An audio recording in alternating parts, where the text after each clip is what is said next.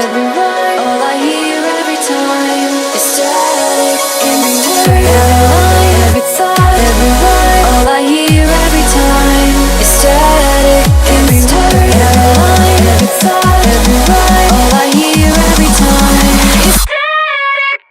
What's going on out there, people? This is Chris, DJ Knowledge with Columns of Knowledge, and we're really excited to be kicking off our first interview for our brand new blog site. Got longtime good friend Joey Fisher with TBMA in the house. Hello, everybody. Unfortunately, we can only get joined by half the team today. His partner Chris is a little bit tied up, but we got half the crew in the building. So we've got some stuff here to go over, giving people a little bit of a snapshot as to what the group's about, some interests, stuff coming up, a quick recap of the last year, stuff that people might not know that'll get them more interested and aware of what's happening out there for you guys. So to kick this off, 2014 obviously saw some of the biggest achievements you guys have had to date. If you could let fans know, how did things lead up to the whole signing with Armada? You guys are one of the first bass music acts that ever has been on there. Yeah, so, we came in 2014, and we've kind of for, a couple of years been experimenting with our sound and, different stuff. Chris and I come from a different genre musical background for the most part. Both of us had played in pop punk or hardcore bands, but also were very into dance music. As you know yourself, I was going to parties of yours and starting in like 1995. So anyways, we just had kind of been playing with our sound, kind of doing what a lot of this dance music movement is doing at the moment, of like writing party tunes and being a party group and whatnot. And we kind of got to a point, Chris and I, where we just decided that, like, that's awesome, but everybody's doing it, and we loved what we were writing, but like we definitely kind of wanted to go more pop with the group, kind of not be like everybody else, not do everything that everybody else was doing. So we started kind of writing in that aspect, and we had put this song together with a friend of ours, Lynn Gunn, who plays in the rock band Paris. And so she had done the vocals on this tune for us, and we had put this song out for free on EDM.com. And about a week after that tune had come out, Armada had hit us up and expressed their interest in the song and wanting to sign us. So we,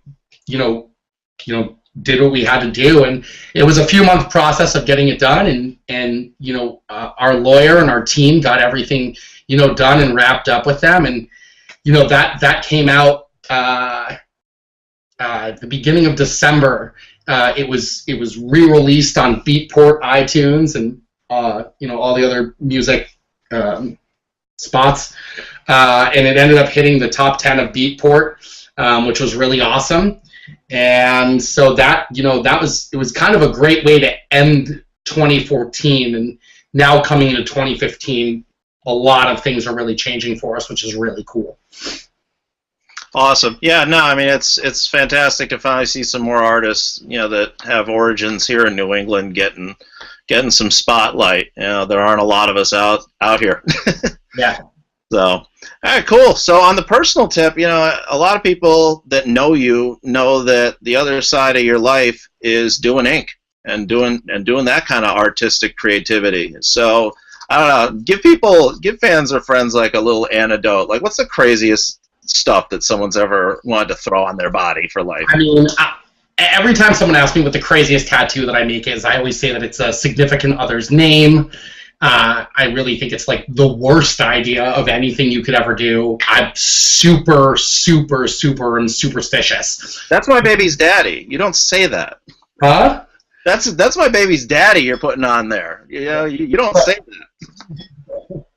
Well, it just, it's like I'm kind of desensitized to crazy at this point. So for me, what I think is crazy is, people having to stake claim over one another by having each other's names tattooed on them. And I just think it's bad luck. And I always watch, 9 out of 10 people that do that within a year break up and they're back and having to get it covered up. And, it's, there's that. But I mean, there's definitely been some other tattoos I've done that I'm sure, everybody else would find very crazy, like the 70-year-old man who got his entire genitalia tattooed that I had to do, and and whatnot. So there's definitely some strange things that I've had to do in the 12 plus years I've been tattooing now. So I've definitely seen some weird stuff. Right on. I would imagine by now you're probably getting some commission for laser removal surgeons. Yeah, I mean, I work at the shop that I work at is a family shop, and we're very close with the laser place up the road from us, and they give us free laser because we send so many people over there. So. Oh wow! Yeah. Right on. So back to music, like who was the first artist that you noticed starting to support your work, where you were just like, oh my god? Skrillex.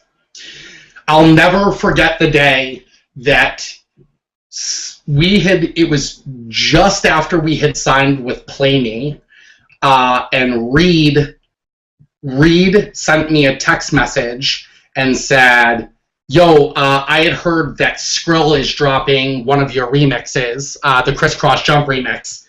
And so we were like, no way, like, you gotta find proof of it. And then it, that day, surfaced on YouTube. And I just remember being like, this is insane. Like, this is really cool. Like, this is how we're starting out, and Skrill's, supporting some stuff. And, that's been really cool. And then kind of, we've gotten a lot of support. Cruella and us are close, and Adventure Club, Leighton and I are very good friends. And so that I think that kind of goes into forming of who Chris and I have become musically. We're very drawn to that side of dance music, that pop love stuff, and it works very well, I think, in our favor. And we definitely get a lot of support from Yaz and her sister, and Leighton and Christian, and in those side of things. And so it's it's pretty cool. It's cool to get that sort of support. Yeah, I mean, music's obviously about creating energy and a sense of connection with an audience, and it can be really challenging for a lot of producers, musicians, to really create that kind of soundscape that people want to connect with. Some of the Obsession track is just whatever, people connect with it. Yeah, I mean, Obsessed is a great tune, and now we're wrapping up a bunch of stuff, and we're gonna have some. We have about 3 songs. There's like 3 songs done right now that are all. We're finishing up with getting them placed and when they're going to be released and whatnot. And just seeing the progression from Obsessed to what we're doing right now is is light years ahead. I feel like in the past 6 months, Chris and I have totally learned some new stuff, and musically we've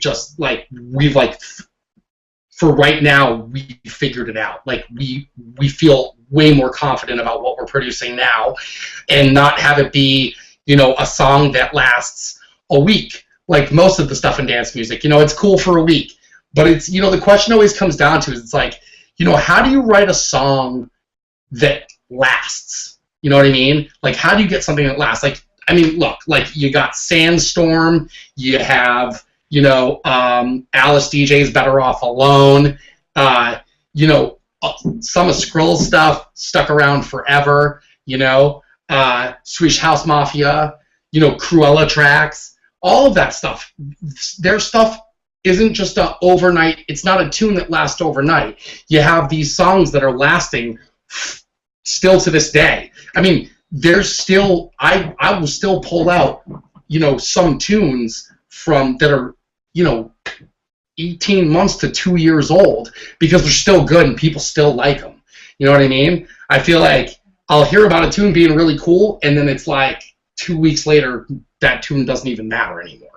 So, for us, we're trying to figure out how to write songs that stick, not that are cool right now and you blow up fast, but it's how can I write a song that people are going to still like 2 years from now?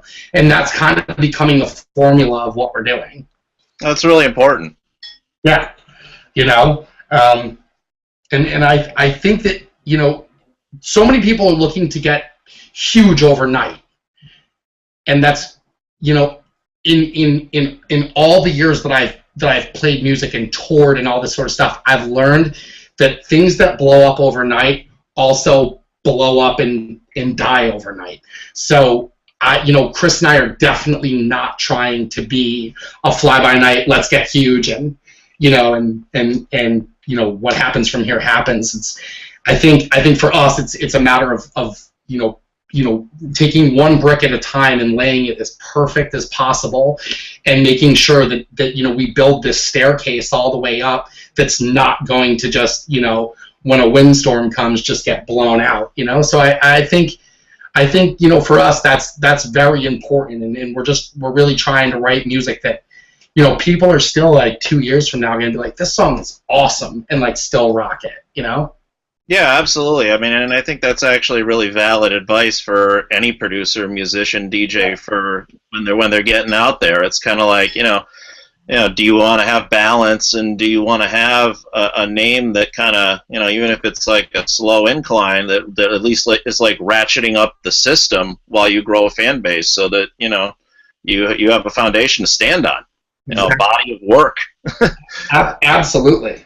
Yeah. So, what was the best gig of 2014? Webster Hall. We played Webster Hall this past May, and it was unreal. It was literally unreal. Like, to play some of our songs and have 2,000 plus kids singing them back at us was nuts. And to watch the place just go absolutely mental there's no feeling better than that. There's no high that can compare to that. That 90 minutes that our set was probably the most energetic, insane set we have ever played, and it was awesome. It was literally just unreal. Cool. So behind the scenes, what's the DAW? What's the studio looking like? What do you guys like to use? All right, so we have a full studio. Chris owns a full recording studio where he records bands, and that's what he does as his day job. Is he produces bands and whatnot. But we both operate off our laptops. Also, we use Ableton to produce everything, and then we pull stuff into Pro Tools for mixing, mastering, vocal stuff. All of that gets done in Pro Tools. So we kind of use a mix of both to achieve our sound for sure. Right on. So how does the dynamic work between you and Chris? Like when you guys go out to play, are you guys just doing back to back? Is it 2 for 2? You guys just split the set? Like how do you guys like to work it out? Well, originally we had started out and we were going 3 and 3, but we've actually found recently. I DJ. I actually just DJ now, and we're currently we switched. We used to use Serato and DJ out of Serato, and we found that we just kind of we wanted something more that Serato wasn't offering us, so we switched over to Tractor, and now we're using Tractor, and we use Tractor in HID mode, and I run the CDJs and the mixer, and Chris uses the Tractor or the Native Instruments X1 launch pad and whatnot. So what ends up happening is I do all the mixes, and whatnot, and Chris sets all the loops and does the effects and does all that sort of stuff, and it works out awesome. This is actually recently new to us, just in the past 2 months, and it's so much more flawless, and it doesn't leave anyone just kind of standing there looking like they're just waiting their turn. So we think it's great. And then we recently just played with Adventure Club, and came to find out, which we had absolutely zero idea, that they do the exact same setup as we're doing. And it was cool. Like, I was like, oh, that's weird. They're doing the same thing. All right, cool. So we definitely know that, like, we figured out a right dynamic for the two of us, especially after watching Leighton and Christian. So that was pretty cool. That's what we're doing. Awesome. So without giving away any secrets, what can we look forward to next? What should fans be on the horizon? So we are wrapping up some tunes. We just finished a tune called Static and Stereo, which there are teasers out for, but I have no release date for. You can check it out on any of the videos on our Insta. You can see it on our Facebook from our Shrine recap with Adventure Club. You can check a teaser of that there. So we have Static and Stereo, and that features this girl Drew Rayanne, that we're friends with, who's from New Hampshire originally and now lives in LA. We are wrapping up a tune with Casey Desmond, who was on The Voice, and that's going to end up being a house tune. That's almost finished for that. And we also, I'm waiting on some stuff to come back from Alina Renee, Alina did the song with Prototype, Fly, and she's also doing a tune with us. So I have all of that going, and then we have like just some other songs that we're like wrapping up right now, and we have like, we're sending out to some other vocalists to get top lines for and kind of see who fits the best with that stuff. But we definitely have like 3 things.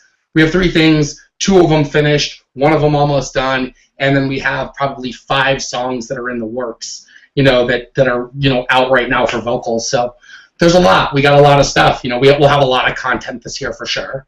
The hustle is real. The hustle is very real. So your other passion is your health, and working out, and your borderline, your awareness is bordering on something that people would consider almost a trainer. Yeah. Tell us about the journey, because you weren't always like this. Nope. When I was younger, I skateboarded and whatnot, and then when I got into my early 20s, I stopped skateboarding, and I put on 100 and something pounds, and then over the course of the past 18 months, I've dropped 120 pounds, and I go to the gym 6 days a week, and my life is a constant diet, and I don't really drink that much or party that much anymore. It's kind of, like business and all the time, and I feel a lot better. My health is 100. I just actually got a physical done, and the doctor was like, I cannot believe the shape that you're in. It's unreal. You got to take care of yourself for sure. You only have one life, and you can't play around too much with that. So you have to be safe, and you have to do what's healthy. And so, I dropped the weight, and I got super in shape, and yes, it's tremendously helped the group, especially with our image. But for myself too, like, I don't feel lousy like I used to feel all the time. I feel like awesome. I go to sleep at around 2-3 a.m. and I'm up at 8 a.m. every single day without fail. I don't even need an alarm clock anymore.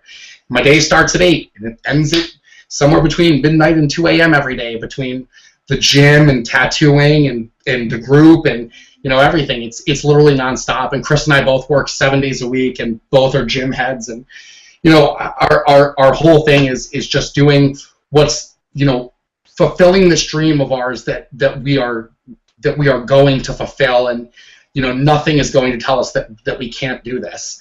And so we are doing every possible thing that we can to make this a reality, and to also be healthy and safe and whatnot. So that's the deal with that. Yeah, awesome. No, I mean, you gotta be putting in the right fuel, and it becomes its own energy cycle. I mean, this entire industry is really draining. And yeah, I mean, if you're not taking care of yourself, you're set up for failure, really. Absolutely. Absolutely. So, give some advice out there. I mean, to somebody that's just getting into all this, aside from the fact that be ready to put on your insanity helmet, what advice would you give to like new producers that are starting out, that are hoping to, be the next guy that gets to randomly hear Skrill playing their stuff? Don't be in a rush and don't get discouraged. It's 99% of the time it's not going to happen overnight. If it does happen overnight, your longevity is probably going to be short-lived. Don't let anyone tell you that you can't do something, or don't let anyone get you down. Just keep grinding. If you really want it bad enough, it will happen for you. It just is going to happen on whatever time table life has for you to make it in. But if you're dedicated to something, it will happen. And if you will go to any length to make it happen, it will happen for you. You just have to be patient. And that's what Chris and I have done. And there are some days that is very frustrating for us, where we'll just be like, how come this didn't happen? Or how come this isn't working? But then, a couple days later, something will change or something will come up that's like really cool, and it'll remind us that we're not an overnight group. We're not an overnight group. And we're doing the right thing. And especially our team, sometimes I get discouraged, and our team has to remind me that, like, hey, listen, man, you're doing the right thing, and it's all going to work out. Just be patient. And patience is key in this. It absolutely is. Patience is absolutely key when it comes to this stuff. Yeah, dedication and passion. Absolutely. Awesome. All right, well, dude, I mean, we really appreciate the time. Is there anything else you'd like to say out there to people before we cut this off? Not at all. I just hope to see everyone this year at a show. Come up, introduce yourself to Chris and I. Say hi. We're really nice. We're not scary or standoffish or any of that sort of stuff. So, just come up and say hi, introduce yourself. We're always down to say hi to fans, meet fans. All right, awesome. Joey, thanks so much for joining us. All right, good luck with everything. 2015, it's going to be a killer year. It is. Awesome.